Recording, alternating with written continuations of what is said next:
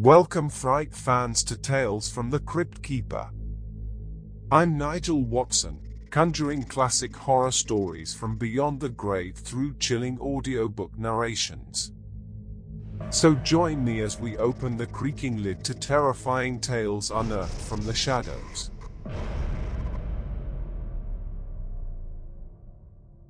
The Unnamable by H.P. Lovecraft. We were sitting on a dilapidated 17th century tomb in the late afternoon of an autumn day at the old burying ground in Arkham, and speculating about the Unnamable. Looking toward the giant willow in the center of the cemetery, whose trunk has nearly engulfed an ancient, illegible slab, I had made a fantastic remark about the spectral and unmentionable nourishment which the colossal roots must be sucking in from that hoary, charnel earth, when my friend chided me for such nonsense and told me that since no interments had occurred there for over a century, nothing could possibly exist to nourish the tree in other than an ordinary manner.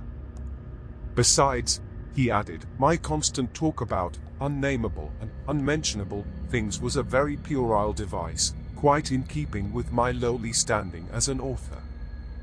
I was too fond of ending my stories with sights or sounds which paralyzed my heroes' faculties and left them without courage, words, or associations to tell what they had experienced.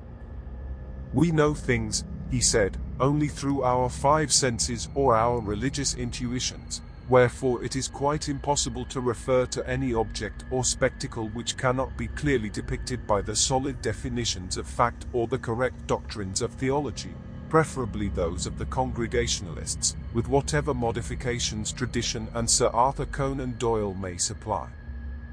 With this friend, Joel Manton, I had often languidly disputed. He was principal of the East High School, born and bred in Boston and sharing New England's self-satisfied deafness to the delicate overtones of life. It was his view that only our normal, objective experiences possess any aesthetic significance, and that it is the province of the artist not so much to rouse strong emotion by action, ecstasy, and astonishment, as to maintain a placid interest and appreciation by accurate, detailed transcripts of everyday affairs. Especially did he object to my preoccupation with the mystical and the unexplained, for although believing in the supernatural much more fully than I, he would not admit that it is sufficiently commonplace for literary treatment. That a mind can find its greatest pleasure in escapes from the daily treadmill and in original and dramatic recombinations of images usually thrown by habit and fatigue into the hackneyed patterns of actual existence was something virtually incredible to his clear, practical, and logical intellect. With him all things and feelings had fixed dimensions, properties, causes, and effects, and although he vaguely knew that the mind sometimes holds visions and sensations of far less geometrical, classifiable, and workable nature, he believed himself justified in drawing an arbitrary line and ruling out of court all that cannot be experienced and understood by the average citizen. Besides, he was almost sure that nothing can be really unnamable. It didn't sound sensible to him. Though I well realized the futility of imaginative and metaphysical arguments against the complacency of an orthodox sun-dweller, something in the scene of this afternoon colloquy moved me to more than usual contentiousness.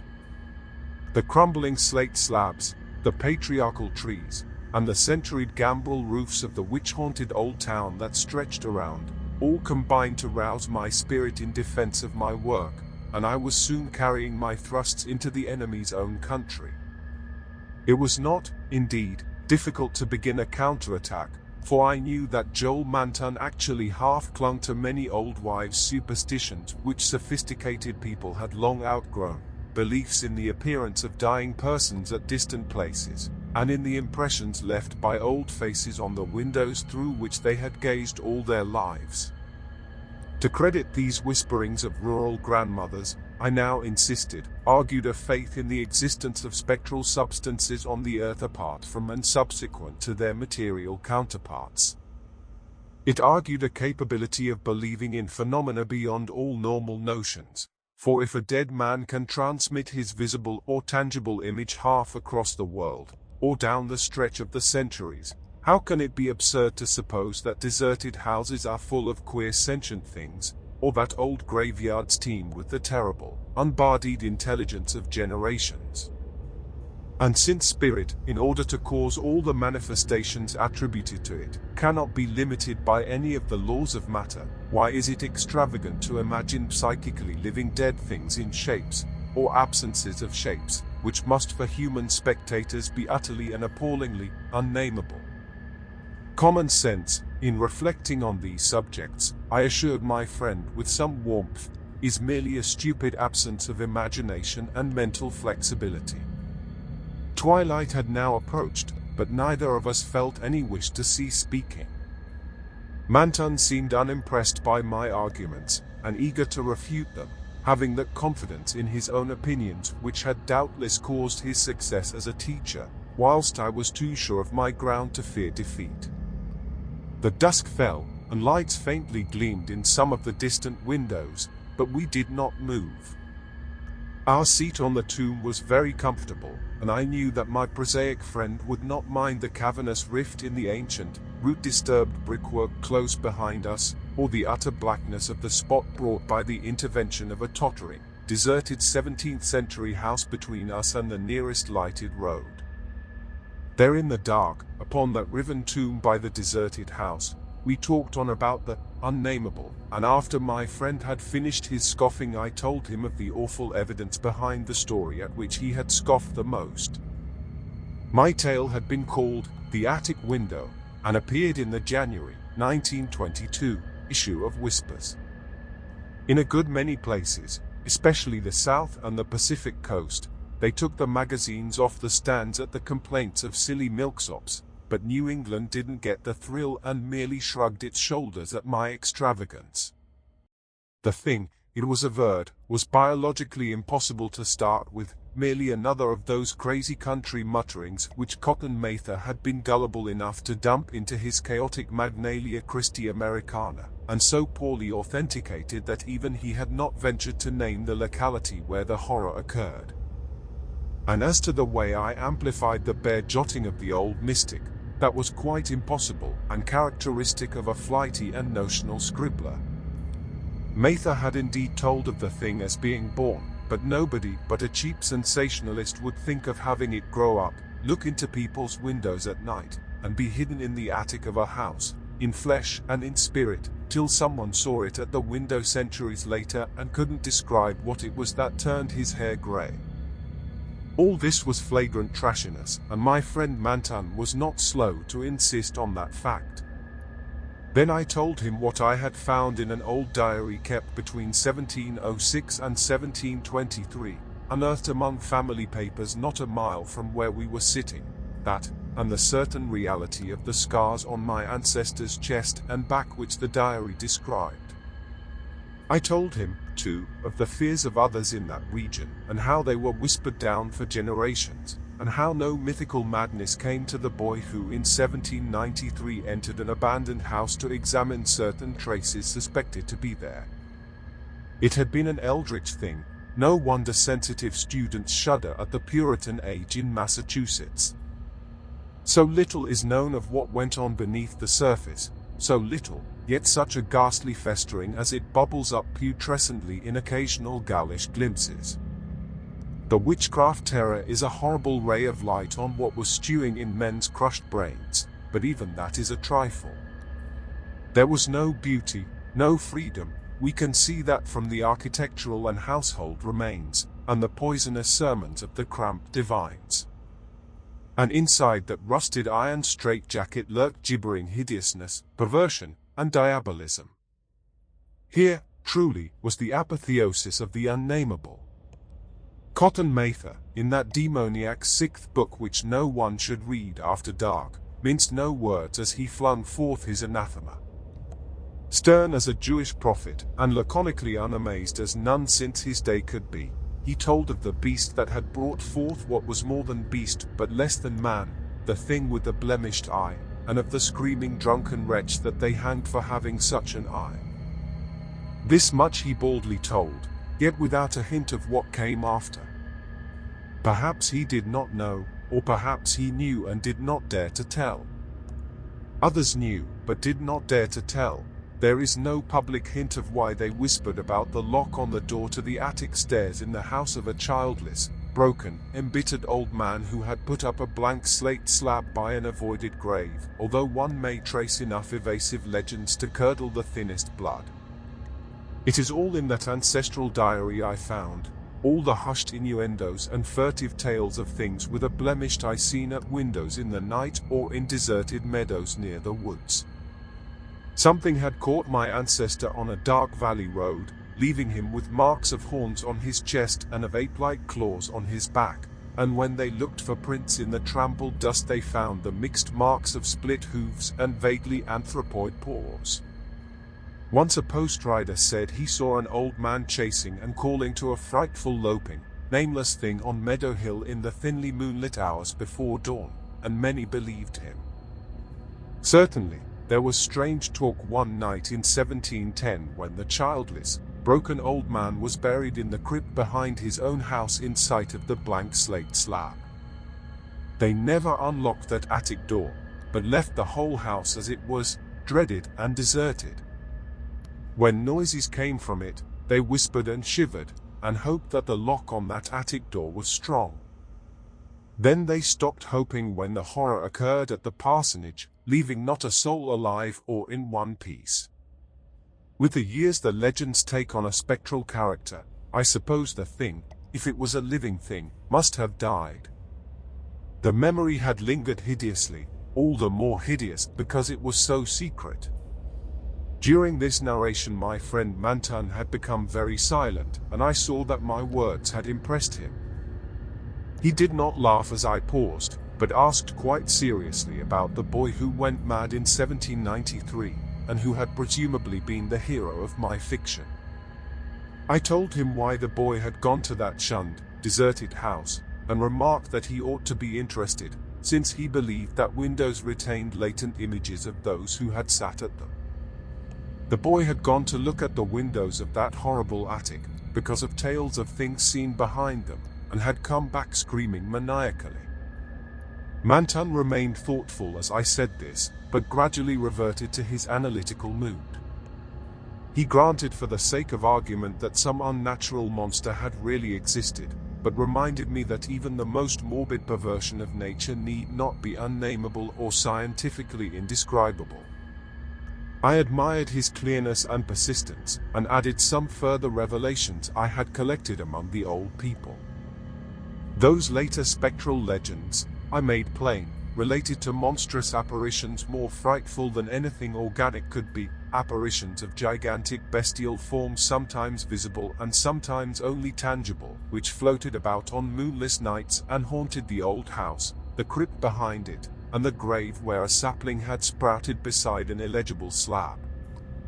Whether or not such apparitions had ever gored or smothered people to death, as told in uncorroborated traditions, they had produced a strong and consistent impression, and were yet darkly feared by very aged natives, though largely forgotten by the last 2 generations, perhaps dying for lack of being thought about.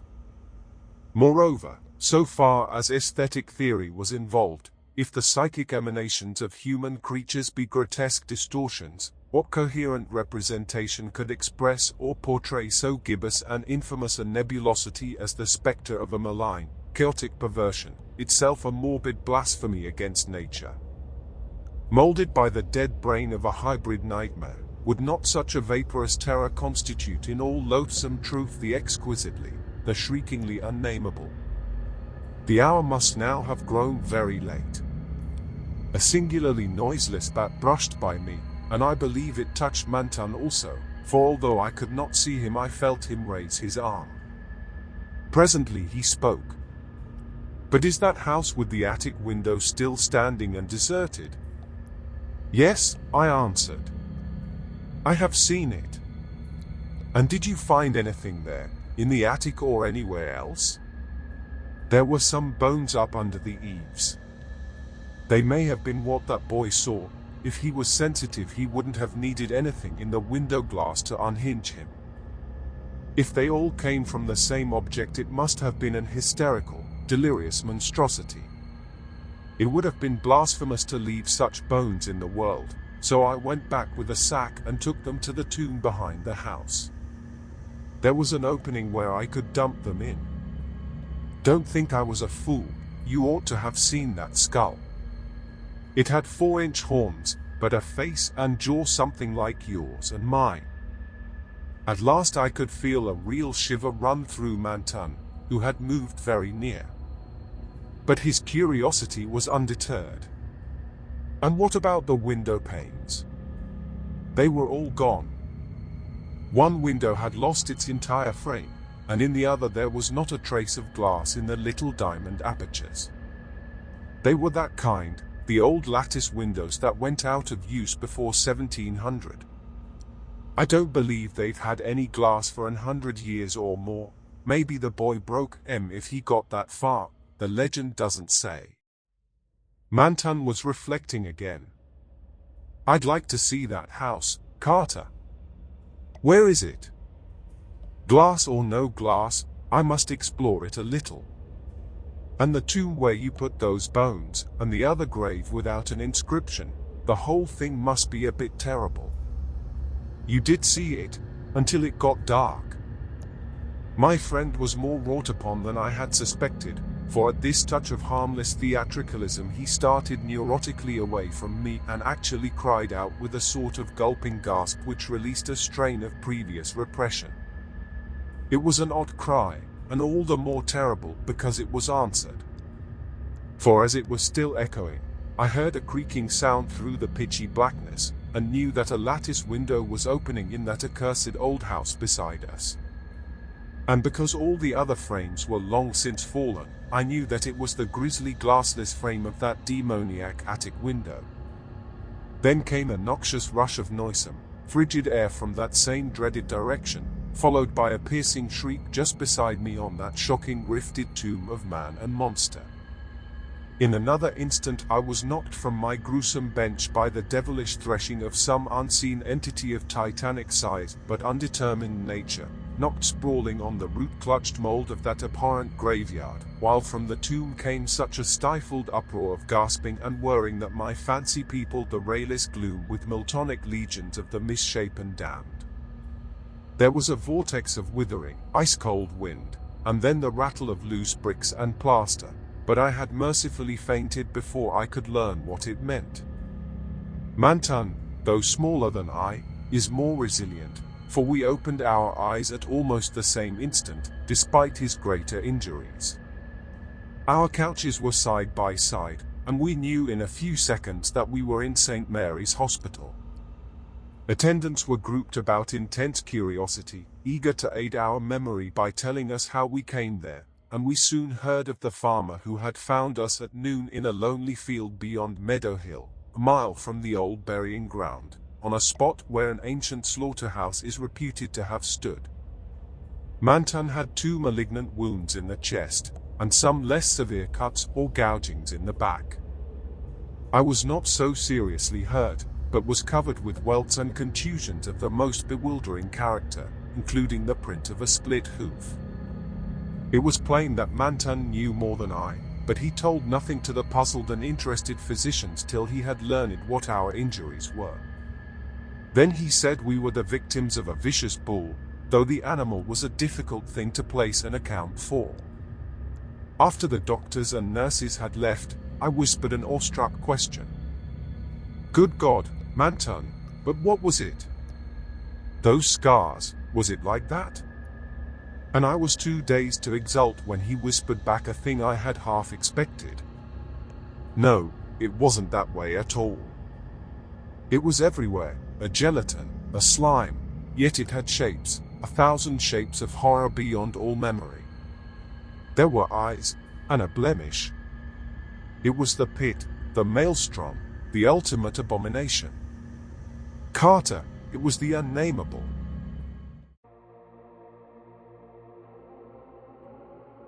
If you enjoyed this chilling audiobook, please follow Tales from the Cryptkeeper on Spotify so you don't miss the next resurrected fright plucked from the dusty pages of forgotten tomes. The night is still young and more terror awaits within the Midnight Library. Return soon, my friends, and keep that candle lit, as we have only just begun to disturb the sinister stories that lurk in the darkness.